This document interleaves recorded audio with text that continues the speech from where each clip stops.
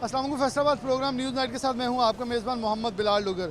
आज से कुछ रोज़ कबल लाड़ी अड्डे के ऊपर एक मुकम्मल तौर पर हड़ताल का ऐलान किया गया था। ट्रांसपोर्ट मालकान ने वर्कर्स एसोसिएशन की तरफ से ये हड़ताल का ऐलान किया गया था कि बसें बंद कर दी जाएंगी क्योंकि ग्राहक ज़्यादा रेट्स जो हैं किराए भरने के ऊपर नाला हैं। लेकिन अभी भी वो कह रहे हैं कि पेट्रोलियम मसनूआत के बरक्स वैसे कीमतें नहीं बढ़ाई गई, लेकिन फिर भी ग्राहक वैसे नहीं है, मुसाफिर वैसे नहीं है जिसकी बिना के ऊपर हम ट्रांसपोर्ट को क्लोजर की तरफ लेके जा रहे हैं और बसें खड़ी हो रही हैं। तो बहुत भरपूर दरख्वास्त के ऊपर आज इनके पास लाड़ी अड्डे पहुँचे हैं। सूरत हाल यहाँ मुसाफिर भी होंगे जो कि रोज़मर्रा की बुनियाद पर या हफ्तेवार अपने घरों को जाते हैं।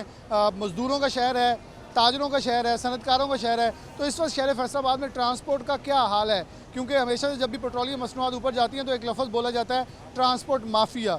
तो आज ट्रांसपोर्ट वर्कर्स और ट्रांसपोर्ट मालकान दोनों यक ज़ुबान है। इनका मौक़िफ़ आपके सामने रखेंगे। मुसाफिर भी गाहे बगाहे आएंगे चलते तो उनके लेंगे। सबसे पहले एक मुसाफिर, मैं सबसे पहले आगाज़ ही मुसाफिर कर लेता हूँ। थोड़ा यहाँ आ जाए। अस्सलाम वालेकुम। वालेकुम। कहाँ के रहने वाले? मैं खाने वाले का। तो किराया को बढ़ाया जाए उतना ही? किराया तो भरे हुए है ना। अच्छा, डीजल महंगा होगा तो पेट्रोल किराया भरेगा। मालकान बड़े परेशान है। वो कह रहे हैं जी अगर किराया बढ़ाते हैं मुसाफिर चले जाता है, किराया कम करें बस खड़ी हो जाती है। ये तो उनकी मजबूरी है ना, क्या करें। हमारी भी मजबूरी, हमने भी सफ़र करना है। जब किराया बढ़ेगा तो हमारे के लिए भी तकलीफ़ होगी। डीजल पेट्रोल सस्ता होगा तो हमारे के लिए भी सहूलतें मिलेंगी। सस्ते होनी चाहिए, होना चाहिए। आवाम को रिलीफ मिलना चाहिए, चीज़ें सस्ती होनी चाहिए। हमारे साथ वर्कर्स यूनियन के और मालकान की तरफ से भी नुमाइंदा मौजूद हैं। मैं सबसे पहले मियाँ साहब से बात का आगाज़ करता हूँ। मियाँ साहब, बहुत शुक्रिया वक्त देने के लिए। कैसे देख रहे हैं इस वक्त वर्कर्स का और जो आपके यहाँ जितने भी लोग हैं, क्या सूरत हाल है उनकी? क्योंकि एक दो दिन पहले इनकी तरफ से एक कॉल दी गई थी पंजाब भर के अंदर कि क्लोजर की तरफ चल जाएं क्योंकि सक्कत नहीं है। किराया बढ़ाते हैं, मुसाफिर जाता है, किराया कम करते हैं, बस खड़ी हो जाती है। असल में इस वक्त जो मामला है ये ना ट्रांसपोर्टर का है, ना ये वर्कर का है, बल्कि मैं ये समझता हूँ ये पूरी कौम का है और ख़ासकर गरीब मज़दूरों का है मामला। ये कोई एक छोटी बात नहीं है। तो हमने एज ए ट्रांसपोर्टर ये रिकॉर्ड मौजूद है, गवर्नमेंट पंजाब के पास रिकॉर्ड मौजूद है कि पहला जो तेल 60 रुपये बढ़ा था उससे भी हमने कम किराया लिया है। ये बिल्कुल मीटिंगें हो चुकी है और ये बिल्कुल लिया इसलिए था कि मुसाफिर आए, ज़्यादा मुसाफिर आएगा, हम वो मुसाफिर को सफ़र कराएंगे और वो इसलिए लिया। अब चूँकि भाड़ी इतना गया कि जिसका को पता ही नहीं है कि हमने करना क्या है। अगर हम ये देख लें कि पहले काफ़ी गाड़ियाँ खड़ी थी, अब ये जो चल रही हैं किराया बढ़ चुका है, लेकिन यकीन माने कि इतने परेशान हो गए हैं कि कहने को भी कुछ नहीं है कि हमारे पाकिस्तान के सियासतदान हुक्मरान हो या अपोजिशन हो, हमारे लिए सारे एक हैं, लेकिन हमाम में का कौम किसको अपनी बात सुनाए, को सुनने के लिए तैयार ही नहीं है। गैर संजीदा गुफ्तगू करने के लिए सियासतदान तैयार हैं, कौम के अब विचार सुनने के लिए तैयार नहीं है। ये मैं कहता हूँ अक्सरियत में ऐसे कुछ हैं लोग बेचारे जो परेशान हैं हमारे साथ हैं। इस वक्त हालात मेरे पाकिस्तान के ख़राब हैं, मेरी कौम के ख़राब हैं, हमारे गरीब के ख़राब हैं, चूल्हे ख़त्म हो चुके हैं। आप यकीन करें सबसे ज़्यादा परेशान सफ़ेद पोश है जो किसी को बता भी नहीं सकता कि मैंने क्या करना है तो क्या खाना है। और फिर तकलीफ़ दे बात यह है कि टीवी पर बैठे लोग मजाक कर रहे हैं, हमें पूरी कौम के साथ मजाक हो रहा है और ये बड़ी तकलीफ दे बात है और पूरी दुनिया में ऐसा नहीं होता। ये मत समझे लोग समझ नहीं रहे, समझ रहे हैं। मैं हुक्मरानों को भी कहता हूँ, अपोजिशन को भी कहता हूँ कि होश के नाखन रहो, इक़्तिदार की खातिर मत लड़ो, इस कौम के लिए लड़ो, इस मेरे मुल्क के लिए लड़ो। अगर लड़ना है तो मत समझो कौम आज देख नहीं रही, आपको देख रही है, आपका तमाशा देख रही है। आप ऐसे कर रहे हो, ऐसे लोग दाश्तों के साथ नहीं कर रहे जैसे मेरे मुल्क के साथ कर रहे हो तुम। हमारी तकलीफ़ है, हम तकलीफ़ में हैं। ऐसा ना करो, बैठ के इकट्ठे देखो कि पाकिस्तान को किस तरह चलाना है, इस कौम को कैसे चलाना है। हमारे लिए, हमारे मुल्क के लिए इकट्ठे हो जाओ, खुदा के लिए ही हो जाओ। साहब की बड़ी दर्दनाक और बड़ी एक इमोशनल इसलिए क्योंकि ये दिल से निकली बातें हैं। इनकी बात सही है। जो हुकूमत कह रहा है, जो दूसरा मुखालिफ बैठे हैं, वो तनकीद की बजाय असम्बलियों में आकर साथ बैठ जाएं, बात करें, इसका हल निकालें। मुल्क इस वक्त बहुत ख़तरनाक दुराहे पे खड़ा है। अगर आप लोगों के पास सकत है, आप बैरून मुल्क जाके मुज़ाकरात कर लें, लेकिन ये मत करें कि वो मुज़ाकरात नहीं कर रहा था वो चले जाए। एक दूसरे का तमाशा मत बनाइए, तमाशा किसी का नहीं, सिर्फ इस कौम का तमाशा बन रहा है। और यहाँ हमारे साथ मौजूद है भट्ट साहब, इनसे बात। भट्ट साहब, बहुत शुक्रिया वक्त देने के लिए। क्या देख रहे हैं कि आपकी तरफ से कॉल दी गई थी लेकिन वो बिल आखिर आवाम के लिए वापस ले ली गई, लेकिन अब कितनी कॉलें देंगे? अब तो कीमत और फिर मुसाफिर जो है वो मुंह मोड़ रहे हैं गाड़ियों से भी, वो कोशिश करते हैं कि सफ़र से भी इतनाब कर लिया जाए। बिस्मिल्लाहिर्रहमानिर्रहीम।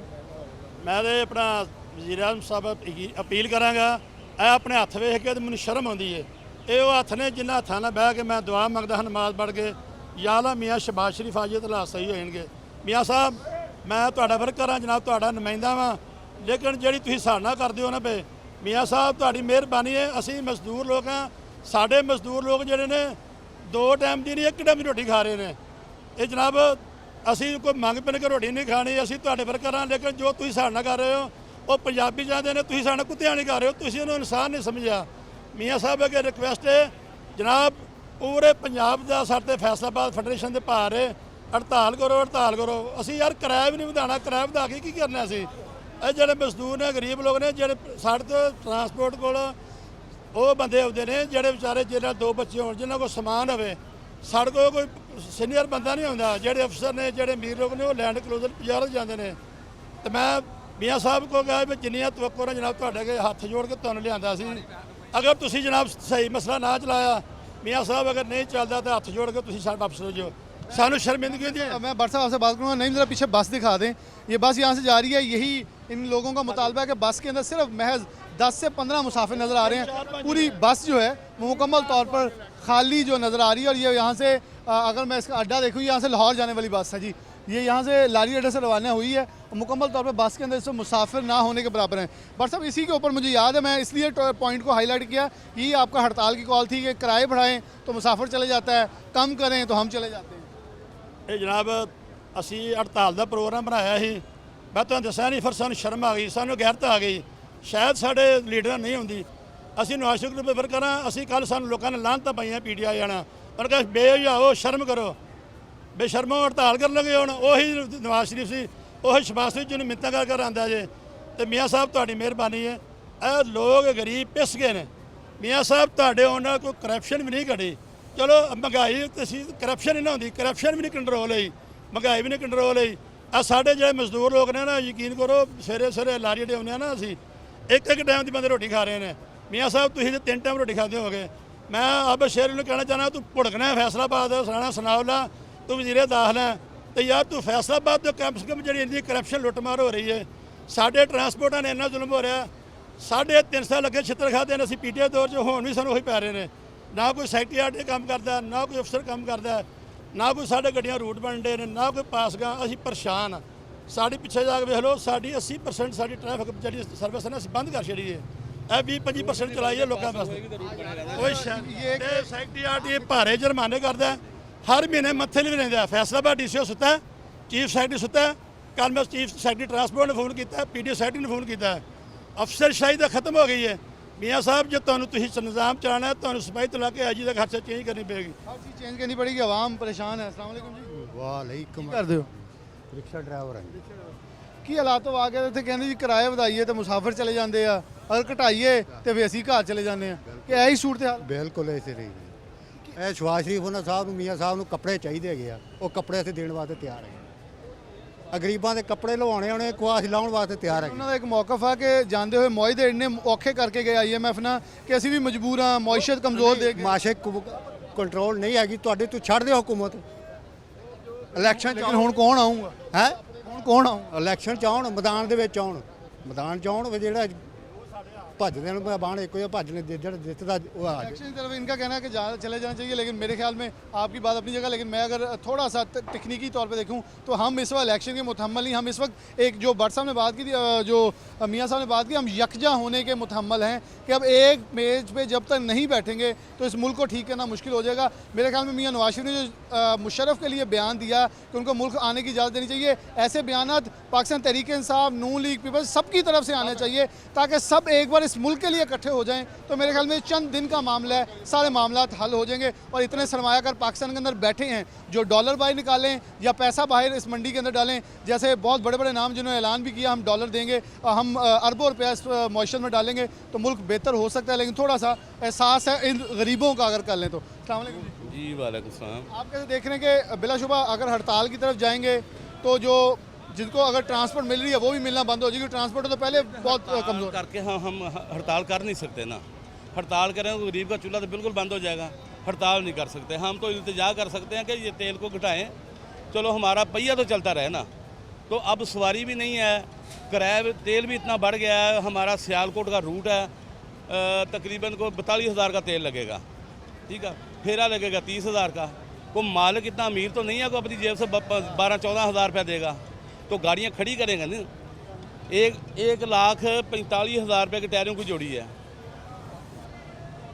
मोबिल महंगा हो गया, डीजल महंगा हो गया, और टायरों की जोड़ी 1,45,000 रुपये की मिल रही है। तो गरीब ट्रांसपोर्ट क्या करेंगे? एक 4 बंदे हैं, उन्होंने 4 बंदों ने एक गाड़ी किस्तों में बनाई हुई है, वो क्या करेंगे? मैं मियां साहब से अक्सर छेड़ता हूं, पहले हम कहते होते थे ट्रांसपोर्ट माफिया, अब वो ट्रांसपोर्ट वाले भी कह रहे होते हैं तो साढ़े मजलूम है, हम तो मजलूम है। ये इसमें जो लोग कहते हैं ना मियां शहबाज शरीफ का करूँ कसूर है, उनका तो कसूर कोई नहीं है। ये तो दो महीने में उनका कसूर बन गया। जिसने 3.5 साल हुकूमत की है, मुल्क का बेड़ा गर्क करके वो घर में बैठा है, बनीगाला में बैठा है। कसूर तो उसका है जो सारे मुल्क का बेड़ा गर्क कर गया, IMF के साथ मादे गलत करके चला गया, ठीक है। उनके वुज़रा भी कहते हैं कि हमारा किया हुआ सब कुछ सर ले लिया नून लीग ने। ये ठीक है, ये तो अब होम्योपैथिक है, ये आस्ता आस्ता ठीक करेंगे मुल्क को। ये एकदम उनके ऊपर दबाव तो नहीं डाला जा सकता। मियाँ साहब बहुत ही अच्छे हैं, बड़े सीनियर हैं, उसको मुल्क का पता है कि मुल्क को कैसे चलाना है। पेट्रोल थोड़ा सस्ता कर दें, थोड़ा पेट्रोल सस्ता कर दें, ये चलो आवाम की गाड़ियाँ तो चलें। हम मियाँ साहब के वर्कर हैं, सपोर्टर हैं, हम शुरू से नून लीग के हैं, हम ही हैं नून लीग के, हमारा मरना जीना नून लीग के साथ है। मेरी इल्तिजा है मियाँ शहबाज शरीफ साहब से और राणा सनाउल्लाह साहब से, भाई आप मेहरबानी करके हमारा डीजल काम कर दें। थोड़ा सा डीजल और पेट्रोलियम मसनूआत में कमी वाक़या की जाए तो ये लोग ये एक मुस्बत चीज़ है। गवर्नमेंट के साथ चलने को लोग तैयार हैं, लेकिन वो कह रहे हैं थोड़ा सा रिलीफ दें ताकि हम ज़रा थोड़ा सा खुल के आपके साथ चल सकें और आसानी से काम कर सकें, तो हमें मौका दिया। अस्सलाम वालेकुम। Welcome sir. आप तो रोज़ वर्कर दरमियान भी होते हैं, क्या इस वक्त वर्कर और आम कंडक्टर का, बस ड्राइवर का क्या हाल है? सर सबसे पहले तो आपका शुक्रिया, सिटी 41 हमें हर बार मौका देता है जो वर्कर की नुमाइंदगी करते हैं। हमारे मुल्क में देखें डॉक्टर साहब, 70 से 75% लोग जो है ना वो मज़दूर हैं। 70 से 75% लोग जो है ना वो मज़दूर तबका है, लेकिन 30 से 35% लोग ऐसे हैं जिनके पास मुलाजमत भी नहीं है, जिनके पास दिहाड़ी लगाने के लिए भी सिस्टम नहीं है। मैं ये सोच रहा हूँ कि मज़दूर और वर्कर जो है ना वो तो अपनी दिहाड़ी चलो लगा के ऊपर नीचे करके अपना गुजारा कर ही लेगा इस महंगाई में, लेकिन जो लोग जिनके पास ना दिहाड़ी है ना रोज़गार है, वो अपना चूल्हा कैसे चलाते होंगे? तो ये इनकी तादाद करोड़ों में है। ये जो 30-35% लोग बनते हैं, ये तकरीबन 7-8 करोड़ हैं लोग हैं जो बेरोज़गार हैं। तो पूरी दुनिया में ग्रीन इकानमी पे काम हो रहा है, पूरी दुनिया में, लेकिन हमारा मुल्क जो है ये बदकिस्मती से ट्रांसपोर्ट पे भी ग्रीन इकानमी में पूरी दुनिया में हो रहा है काम। मैं खुद मीटिंग करके आया हूँ लाहौर में, सेमिनार करके आया हूँ क्लाइमेट चेंज वालों के साथ, इन्वायरमेंट चेंज वालों के साथ। तो पूरी दुनिया में ट्रांसपोर्ट वर्करों के सोशल सिक्योरिटी कार्ड बन रहे हैं, EOBI कार्ड बन रहे हैं, उन्हें सोशल प्रोटेक्शन दी जा रही है। ड्राइवरों का लाइसेंस नहीं बन रहा। हाँ जी, यहाँ ड्राइवर लाइसेंस नहीं बन रहे। और ये जो तकरीबन 50 साल पुराना सिस्टम था कमीशन वाला, वो 10%, किसी ड्राइवर का 10% से कमीशन नहीं बढ़ा, किसी कंडक्टर का 10% से कमीशन नहीं बढ़ा। तो ये ग्रीन इकानमी कहाँ से हुई? तो तेल की जो बढ़ती हुई कीमतें हैं, इसकी वजह से जो तकरीबन असरात हैं वो वर्कर के ऊपर पड़ रहे हैं। जो तकरीबन 15 से 20 करोड़ लोग जो हैं वो वर्कर हैं। 10-20 लाख जो अशराफिया है, उनके ख़ानदान हैं, उनके कारोबार भी बाहर है, वो सुकून से हैं। लेकिन मैं ये कहता हूँ कि हमारे मुल्क को ग्रीन इकानमी की तरफ रियासतों को भेजना चाहिए, बर्न इकानमी की तरफ नहीं भेजना चाहिए। बर्न इकानमी की तरफ नहीं भेजना चाहिए, बहुत एक अच्छी इनकी बात है, क्योंकि अगर बरतानिया के अंदर लंदन में देखें तो मुकम्मल तौर पे बसेस जो हैं वो यूलिस सिस्टम के तहत, जो उनका एक पूरा सिस्टम है उसके तहत ग्रीन इकानमी पे शिफ्ट हो चुकी है। वहाँ मुकम्मल तौर पे एहतजाज हुए, जो पेट्रोल और डीजल है वो इस्तेमाल पे भी उसे बात पे कदगन लगाने की उन्होंने इल्तजा। तो यहाँ भी एक अच्छी चीज़ है, इसकी तरफ बढ़े ताकि लोगों को फैसिलिटेट किया जा सके। ब्रेक पर दोबारा हाजिर होते हैं, यही मौजूद है।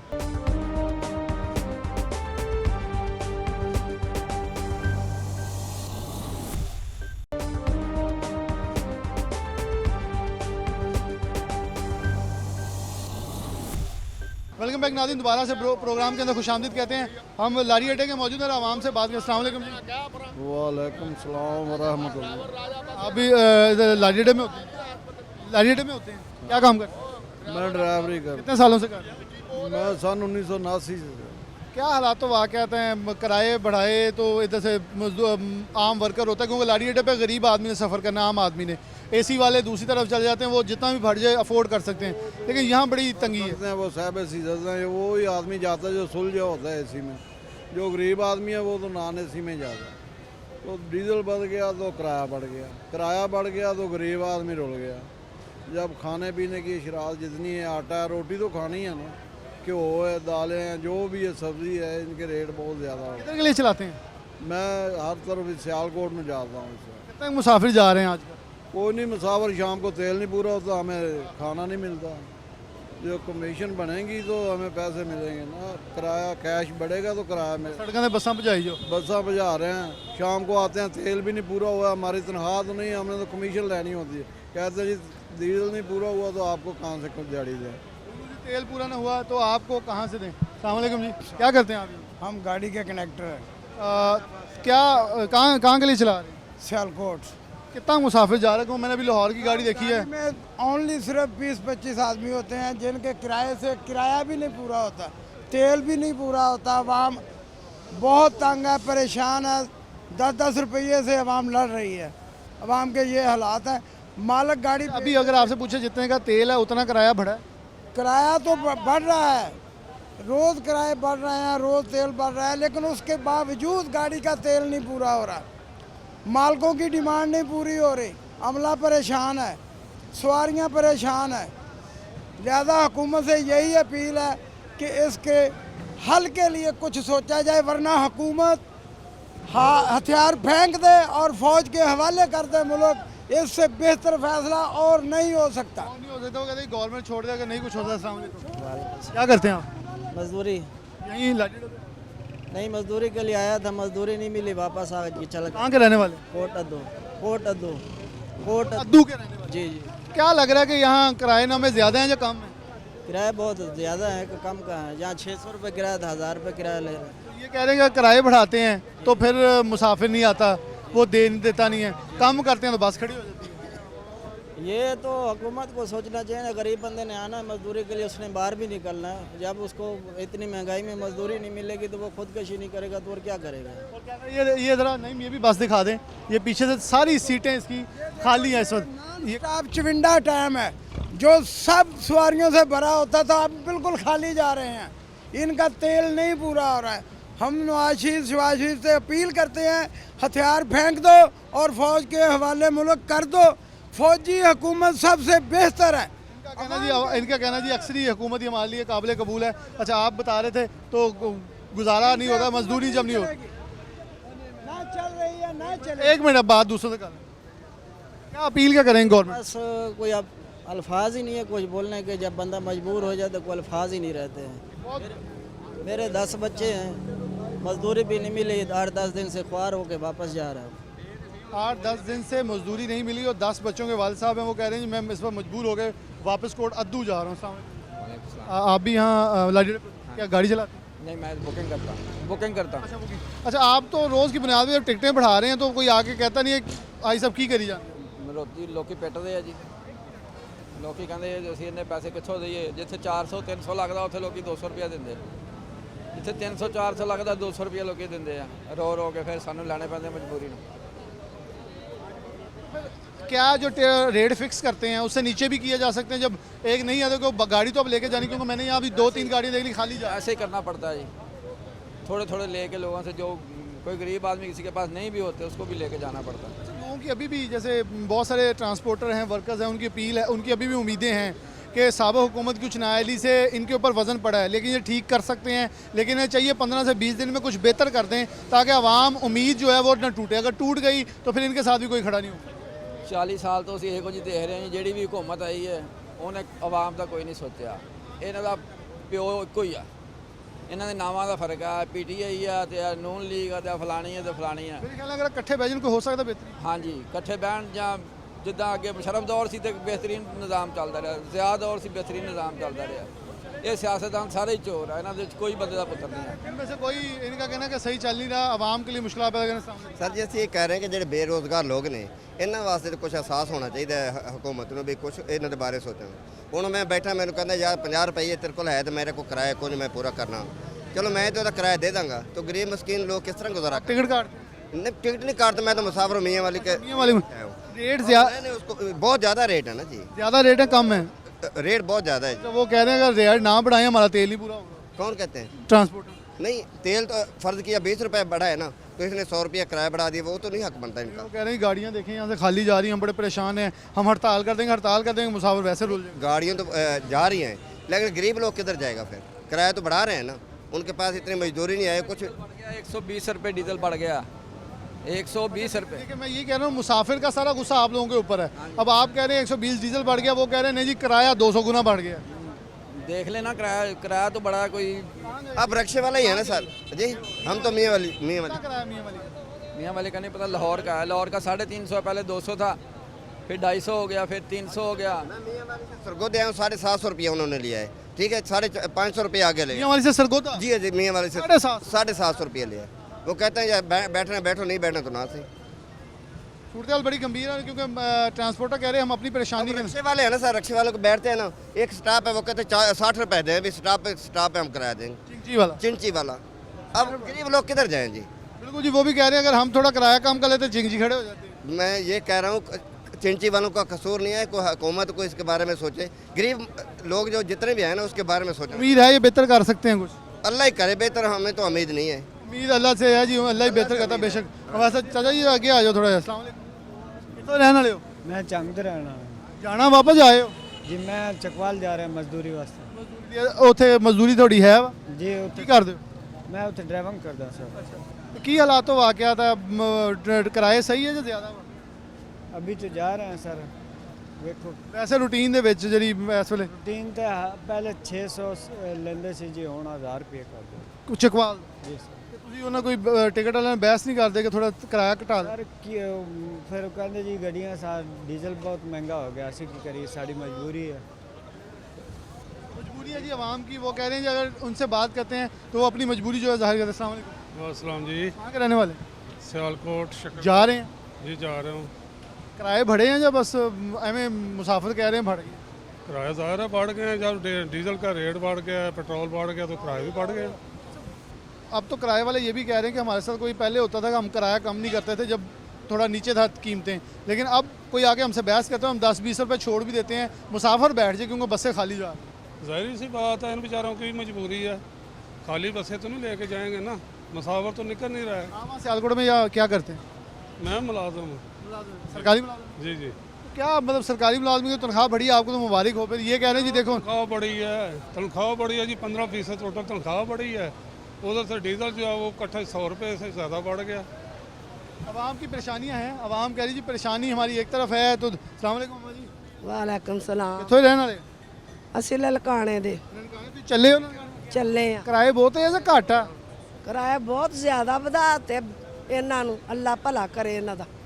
ਕੀ ਕਹੋਗੇ ਗਵਰਨਮੈਂਟ ਤੋਂ ਘਟਾਣੇ ਚਾਹੀਦੇ ਤੇਲ ਡੀਜ਼ਲ ਦੀ ਕੀਮਤ? ਹਾਂਜੀ ਘਟਾਉਣੇ ਚਾਹੀਦੇ, ਸੌਦੇ ਵੀ ਘਟਾਉਣੇ ਚਾਹੀਦੇ ਆ। ਹੈ ਇਹਨਾਂ ਨੂੰ ਅੱਲਾ ਪੁੱਛੇ ਵਧਾਉਣ ਵਾਲਿਆਂ ਨੂੰ। अल्लाह इनका बड़ी उन्होंने खूबसूरत दुआ भी दी, अल्लाह भला करे। फिर अल्लाह इन्हें पूछे कि ये क्यों बढ़ा रहे हैं कीमतों का, थोड़ी रिलैक्सेशन देनी चाहिए ताकि आवाम को रिलीफ मिल सके। कहाँ जा रहे हैं? शेख वर्ल्ड। कितना किराया? 250-300 बता रहे हैं, 250-300 रुपये बता रहे हैं। पहले कितना देते थे?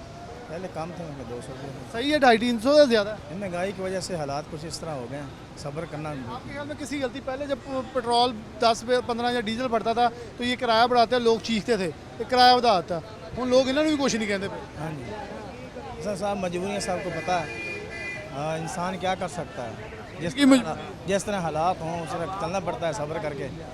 हालात हों सबको जाना पड़ता है। ये गाड़ी भी गई, इसके अंदर भी सीटें काफ़ी जो हैं वो खाली गई हैं।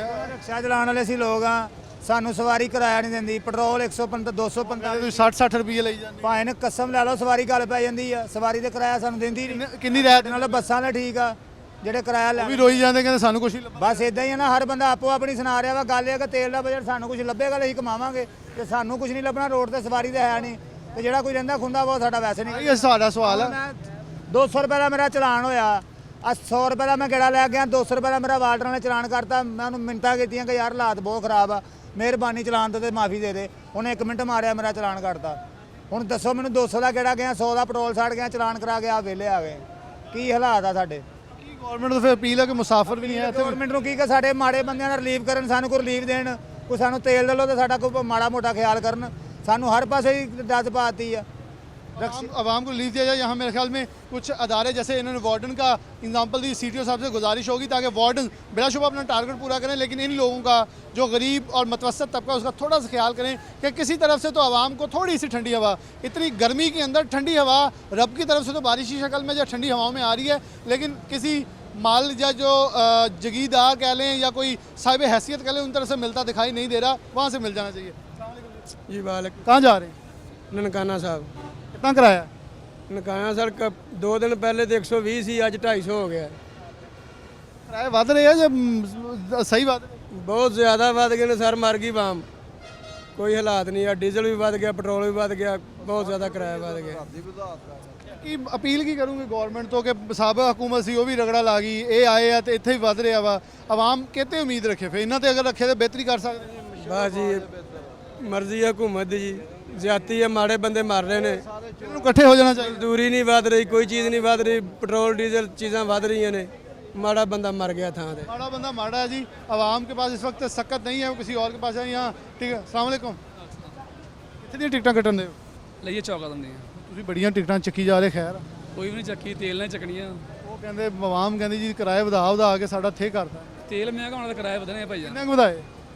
ਕਿੰਨੇ ਕਿ 300 ਕਿਰਾਇਆ ਸੀ, ਝੰਗਦਾ 350 ਰੁਪਏ। ਕੀ ਵਜ੍ਹਾ ਕੀ ਹੈ ਕਿ ਆਵਾਮ ਕਹਿੰਦੇ ਤੁਸੀਂ ਮਤਲਬ ਸਾਡੇ ਕੋਲ ਤੁਹਾਡੇ ਟਰਾਂਸਪੋਰਟਰ ਹੀ ਮੌਜੂਦ ਸੀ, ਉਹ ਕਹਿੰਦੇ ਕਿਰਾਇਆ ਅਸੀਂ ਹਲੇ ਵੀ ਘੱਟ ਆ ਕਿਰਾਇਆ, ਉਹ ਐਕਚੁਅਲ ਕੀ ਹੈ ਭਾਈ ਘੱਟ। ਹੁਣ ਮੈਂ ਟੋਟਲ ਸਵਾਰੀ ਮੇਰੀ ਗੱਡੀ 21 ਆ, 60 ਸੀਟਾਂ ਵਾ। ਕਿਤੋਂ ਗੱਡੀਆਲ ਹੀ 21। ਅੱਜ ਤੋਂ ਅਗਰ 2 ਮਹੀਨੇ 3 ਮਹੀਨੇ ਪਹਿਲੇ ਲਾਈਏ ਜਦੋਂ ਆ ਸਾਰੇ ਸਿਆਸੀ ਮਾਮਲਾ ਠੀਕ ਸੀ ਉਦੋਂ ਕੀ ਸੀ? ਹੁਣ ਅੱਗੇ ਸਵਾਰੀ 4 ਜਾਂਦੀ ਸੀ, ਸਫ਼ਰ ਕਰਦੀ ਸੀ। ਹੁਣ ਲੋਕ ਇੱਕ ਬੰਦਾ ਜਾ ਰਿਹਾ, 3 ਨਹੀਂ ਜਾ ਰਹੇ। किराया ज़्यादा होना, तेल ज़्यादा होना, सवारी घट गई, हाँ फ़र्क है।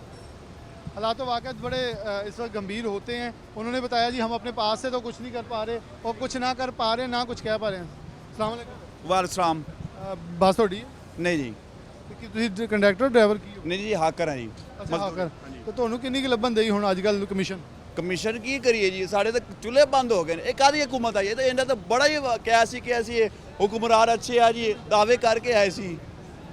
ਇਹ ਦਾਅਵੇ ਕਰਕੇ ਆਏ ਸੀ, ਕਿਸ ਚੀਜ਼ ਦੇ ਦਾਅਵੇ ਕਰਕੇ ਆਏ ਸੀ? ਆ ਜਿਹੜੀ ਆਵਾਮ ਭੁੱਖੀ ਮਰਨ ਵਾਸਤੇ ਇਹੀ ਦਾਅਵੇ ਕਰਕੇ ਆਏ ਸੀ। ਪਹਿਲੇ ਕਹਿੰਦੇ ਸੀ ਇਮਰਾਨ ਖਾਨ ਗੰਦਾ ਹੈ ਗੰਦਾ, ਚੰਗਾ ਤੇ ਫਿਰ ਕੰਮ ਸਹੀ ਕਰਾਉਣਾ। ਅਸੀਂ ਕਿਧਰ ਸਾਡੇ ਆ ਕੇ ਕਿਰਾਏ ਇਮਰਾਨ ਖਾਨ ਕੋਈ ਛੱਡ ਕੇ ਨਹੀਂ ਗਿਆ। ਕੀ ਛੱਡ ਕੇ ਗਿਆ? ਰੂਸ ਨਾਲ ਮੁਆਹਦਾ ਹੋਇਆ ਸੀ ਨਾ ਤੇਲ ਦਾ, ਉਹ ਲੈਂਡ ਆ। रूस ने कहा था मुआहदा नहीं होया। नहीं मुआहदा होया ना, रूस ने इनकार करता। इंडिया ने मुआहदा किया 25 रुपए उन्हें लिया, सस्ता लिया जी। श्रीलंका ने लिया, साड़ी हुकूमत को चाहिए सी, क्यों नहीं लै रहे? असी गरीब किधर जाइए? 700-800 रुपये साढ़ा तेल जो तेल साढ़े साढ़े चूल्हे बंद पे ने, महंगाई इन्नी हो गई है, किधर जाइए? होगी चूल्हे बंद पड़े। अभी हम यहाँ खड़े थे, काफ़ी देर की बस खड़ी है। नहीं मतलब इस बस में इसमें तो 21 मुसाफिरों का है, 60 सीटें हैं। ये मुकम्मल तौर पे अभी तक खाली बिल्कुल एम्प्टी जो है वो बस पड़ी हुई है। लोग इसके ऊपर चीख रहे हैं, चला रहे हैं, अपना एहतजाज भी रिकॉर्ड करवा रहे हैं कि इस वक्त बड़े शदीद मुसाफिर इस वक्त परेशान जो हमें नज़र आ रहे हैं। एक बस यहाँ से जा रही है सियालकोट के लिए, मैं बराबर में पहुँचेगी तो नईम सलीम को कहूँगा ज़रा दिखा सके इसके अंदर कि सूरत हाल क्या है। इधर आ जाए ज़रा थोड़ा सा। अस्सलाम वालेकुम। जा रहे हैं? मैं चक जुमरे जा रहा हूँ। क्या हालात हुआ? क्या हालात क्या है? जुमरे के रहने वाले? जुमरे के रहने वाले। इलेक्शन भी हो रहा है वहाँ? इलेक्शन तो हो रहा है, लाजमी ज़ाहिर है। ये एक मिनट मैं आपके ये देखें, ये बस ही खाली जा रही है मुकम्मल तौर पर। इसके अंदर मैं अगर मुसाफिर यहाँ से गिन सकता हूँ 1 2 3 4 6 10 कम से कम 12 मुसाफिर हैं और पूरी बस मुकम्मल तौर पर सियालकोट के लिए खाली जा रही है। तो बिलाशुबा ये तो मुंह बोलता सबूत है। इसके पीछे एक और टाइम आ रहा है जो लाहौर का है, वो बस मेरे बराबर पहुंचेगी, मैं उसका भी दिखाऊंगा सूरत हाल, वो भी खाली है। क्या कह रहे हैं जी? फिर किराया कितना है झुमरे का? पहले कितना था, अब कितना है? जुमरे का किराया जो 70 रुपये है, अब कितना है? 70 रुपये। पहले कितना था? पहले 50 रुपये था। ज़्यादा हो रहा है, सही चल रहा है? सही है, मुनासिब है। जुमरे का मुनासिब इसलिए इलेक्शन है, पता नहीं इसलिए, वरना ये सबसे पहले किराया में इजाफा करते हैं। अच्छा, इन्होंने कहा जी झुमरे का शायद इस बार चीमा ब्रदर्स भी यहाँ से चलते हैं ना, तो चीमा साहब खुद भी इलेक्शन में है, लेकिन अगर इतनी रायत भी दे रहे हैं तो ये भी अच्छी चीज़ है। ये एक फ़नी पॉइंट है। लेकिन ये देखें जी, ये 6 से 7 सवारियाँ पूरी इस बस के अंदर हैं। एक पीछे बैठे हैं एक अगली सीट पे है, 3, 4, 6, 7 से 8 सवारी सिर्फ बस पे। नहीं, मैं ऐसे ही ज़रा पीछे ब्रेक से पहले पिछली बस पे भी नज़र दौड़ा दें जो लाहौर के लिए निकली है, उसके अंदर भी सवारियों का अहवाल जो है आप खुद अपनी आंखों से चश्मदीद गवाह बन जाएं कि यहाँ इस वक्त ट्रांसपोर्टर यकीनन तौर पर परेशान है और कह रहा है कि मैं बस बंद करने की तरफ जा रहा हूँ क्योंकि मुसाफिर पूरे नहीं हैं और उनका गुजारा नहीं हो रहा है। ब्रेक लेंगे, ब्रेक बाद दोबारा हाजिर होते हैं।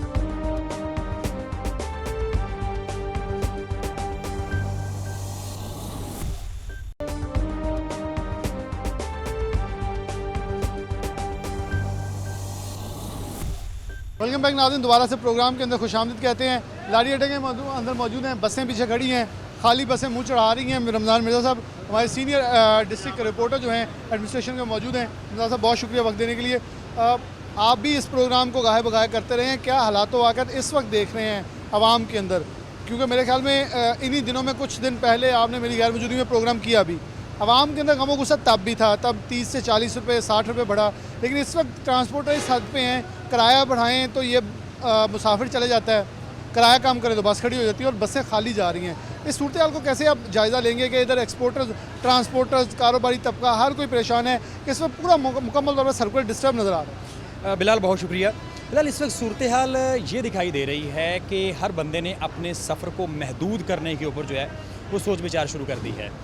फैसलाबाद डिवीज़न और ये फैसलाबाद का मैं समझता हूँ पंजाब के बाद दूसरा बड़ा लारी अड्डा है जहाँ पर पूरे पाकिस्तान में जो है वो गाड़ियाँ निकलती हैं। और इस वक्त हमें नज़र ये आ रहा है कि वो लोग जो कि ट्रांसपोर्ट के कारोबार के साथ जुड़े हुए हैं वो खाली हाथ नज़र आ रहे हैं, हाथ मलते हुए दिखाई दे रहे हैं।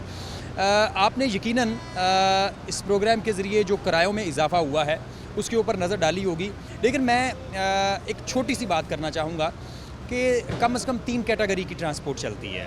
जिस हम अड्डे में मौजूद हैं ये सबसे लो क्लास ट्रांसपोर्ट है और यहाँ पर फैसलाबाद शहर में काम करने वाला 20 लाख मज़दूर जो है वो उसी ट्रांसपोर्ट के ज़रिए मुख्तलिफ़ जगहों पे जाता है। गो के आज जो है वो मिड वीक है, लेकिन इसके बावजूद इतनी सुनसानी और वीरानी जो है वो लारी अड्डों और इसके साथ साथ रोड्स के ऊपर पहले नहीं देखी गई थी जो इस वक्त नज़र आ रही है। फैसलाबाद से अगर आप शहरों की तरफ सफ़र करने की बात करें तो मुख्तलिफ़ जो लारी अड्डों के ऊपर किराया है वो उसमें तकरीबन पिछले इजाफे को अगर देखें तो 40% उसमें जो है वो ज़्यादती हुई है। और अगर हम इन 3 हफ्तों की मजमूई तौर पर बात करें तो इसमें 70 से 80% तक का इजाफा नज़र आ रहा है।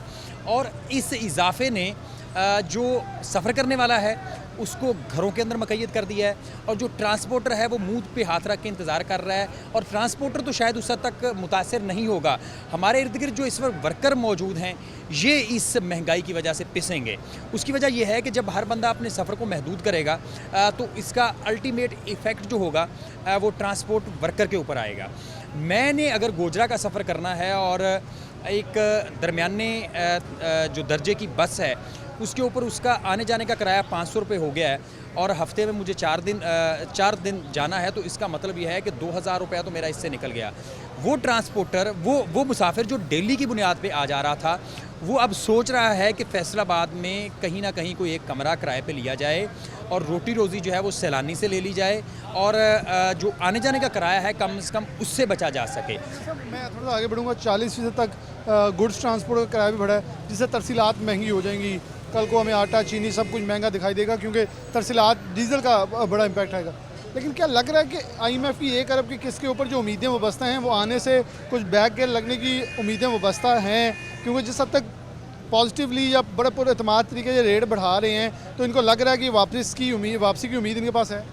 वापसी की उम्मीद से आपको इस बात का अंदाज़ा हो जाएगा कि 2010, 11, 12 में पाकिस्तान में डिज़ास्टर्स भी आए और सैलाब भी आया। उसके बाद जो तेल की कीमतें थीं वो लगभग 100 रुपये फ़ी लीटर हुई, पेट्रोल की जो कीमत थी, और उसको कम करते करते साबिक़ लीगी हुकूमत के अंदर उसे 60 से 70 रुपये तक लाया गया।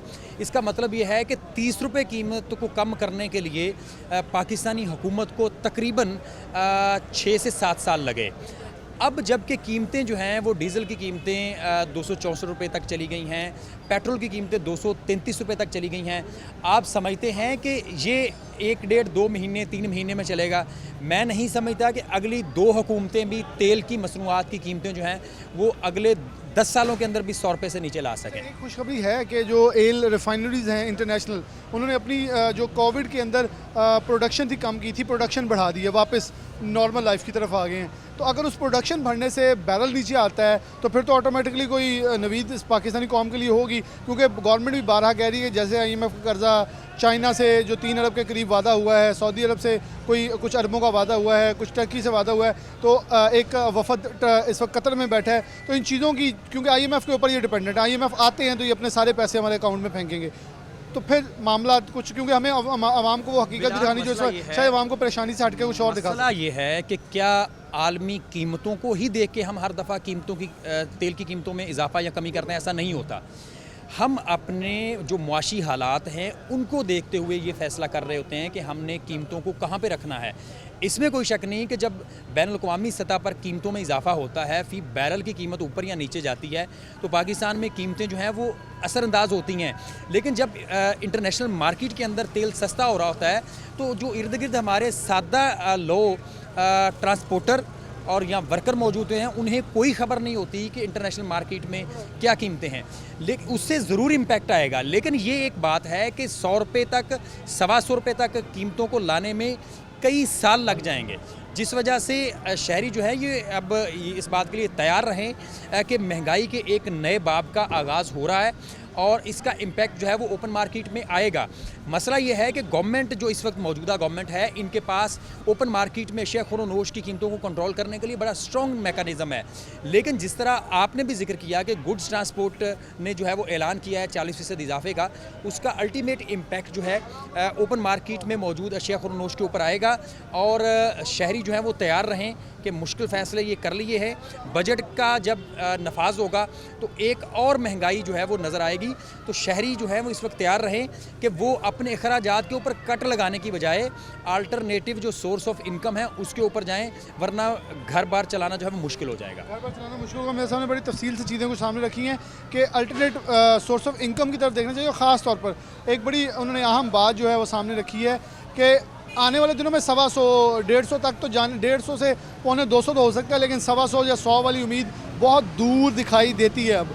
लेकिन हम तो इसी उम्मीद के साथ प्रोग्राम के आखिर पे इख्तिताम चाहेंगे कि अल्लाह करे वो IMF का 1 अरब की केस, उसके बाद जो चाइना, कतर, सऊदी अरब और टर्की से हमारी उम्मीदें वाबस्ता हैं, वहाँ से हमें कुछ उम्मीद जो है वो मुस्बत अंदाज में नताइज के सामने आए और फिर इंडोनेशिया से आने वाला पाम ऑयल भी हमारे घी के ऊपर कुछ रिलीफ दे सके, ताकि आवाम फिर भी सुख का सांस लें। क्योंकि इस वक्त जहाँ मसनूआत की कीमतें हैं वो यकीनन तौर पे आवाम के लिए वबाले जान है, क्योंकि उसके असरात जो हैं इस वक्त पड़ रहे हैं और लोग बाइकॉट, हड़तालें, एहतजाज और इस वक्त रैलियों की तरफ जा रहे हैं। इसी के साथ प्रोग्राम न्यूज़ नाइट से इजाज़त दीजिए। अल्लाह हाफ़िज़।